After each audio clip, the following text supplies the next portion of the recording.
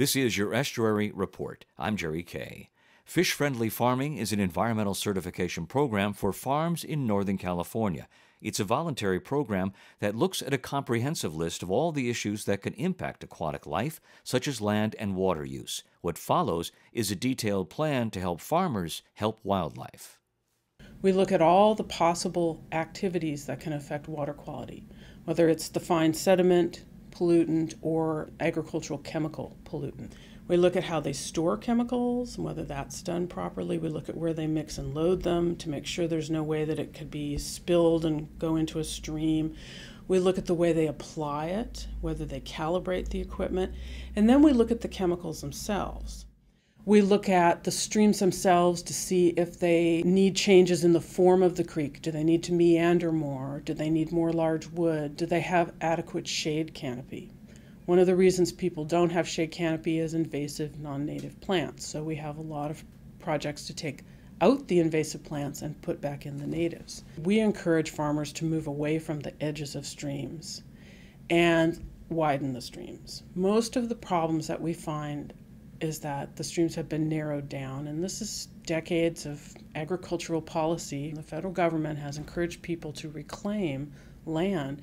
Well, now we're going in the opposite direction, and we're encouraging people to open up the stream corridor and let it meander and let it be more like a stream.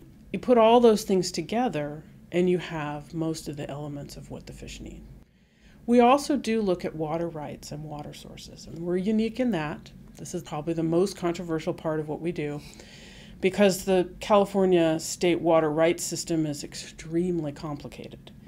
But we look at whether they have a proper fish screen. We look at what time of the year they take water and how much water and where they store it and how they use it.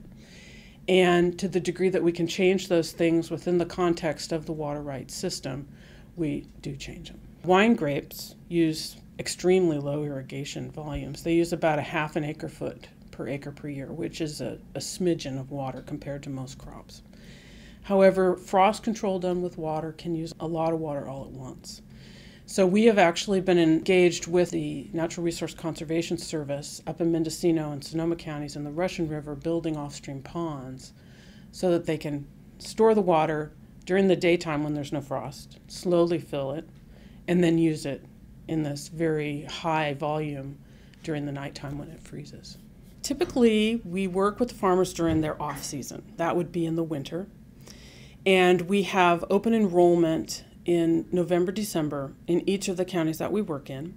And we have a series of workshops in which we explain the BMPs, best management practices, that our program uses. We help them with the road assessments and creek assessments because those have more technical features to it. We map out every feature on the property, and by the time they're done with the plan, the farm plan, it's a pretty thorough inventory of all the features of their property, natural and man-made. Then we figure out what kind of changes need to happen, if changes do need to happen. There are lots of properties where they're doing exactly what's needed. They have good cover crops in the winter protecting the soil. They may have a drainage system to keep water from flowing through the vineyard. We look at all the culvert outlets to make sure there's no erosion there. The creek, sometimes it needs some work in terms of taking out invasive non-native species, revegetating with native plants. In some instances, they'll have a major project.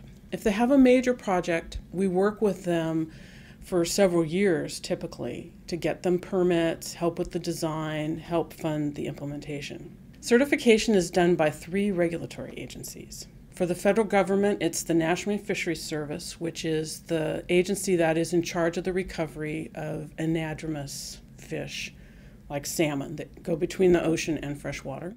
For the state, it's the Regional Water Quality Control Board, who is in charge of improving our water quality. And locally, it's the County Agricultural Commissioner, who is in charge of regulating pesticide use, storage, and those types of things. They read the plan, and then they go out on the site, and they're allowed to look at anything on the site. We're there, as well as the owner or manager. And they certify them the first time based upon the completeness of the plan, the fact that it's accurate, and that it identifies all the things that they need to do. Then in 5 years, they get recertified.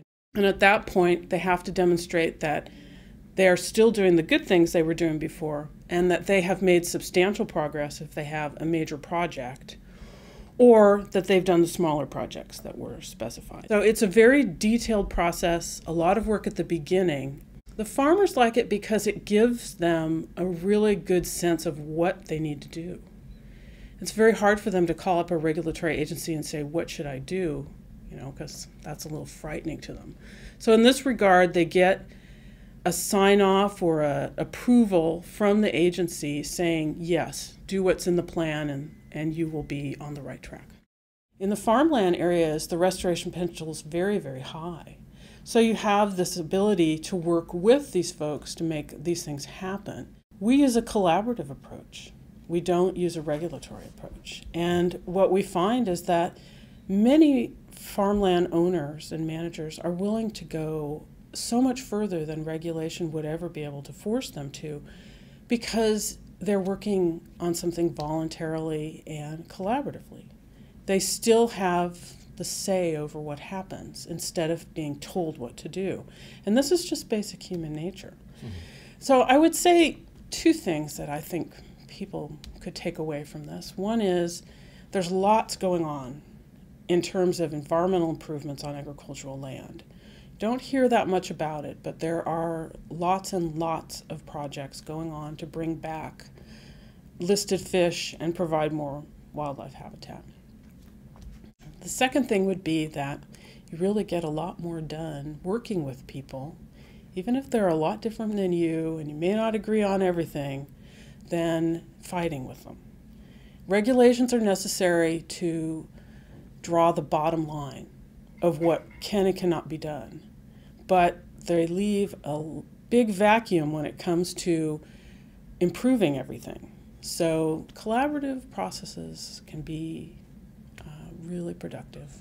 Farmers are very proud when they do one of these projects. They love to show it to everybody. They, love to do PR around it.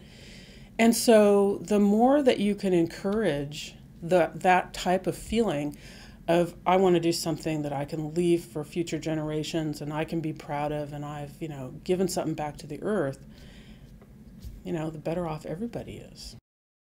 Fish-Friendly Farming has programs in Sonoma, Mendocino, Napa, and Solano counties, and they're beginning a program in El Dorado County. They also work with Napa Valley Vintners through a program called Napa Green. To learn about all of this, please visit fishfriendlyfarming.org.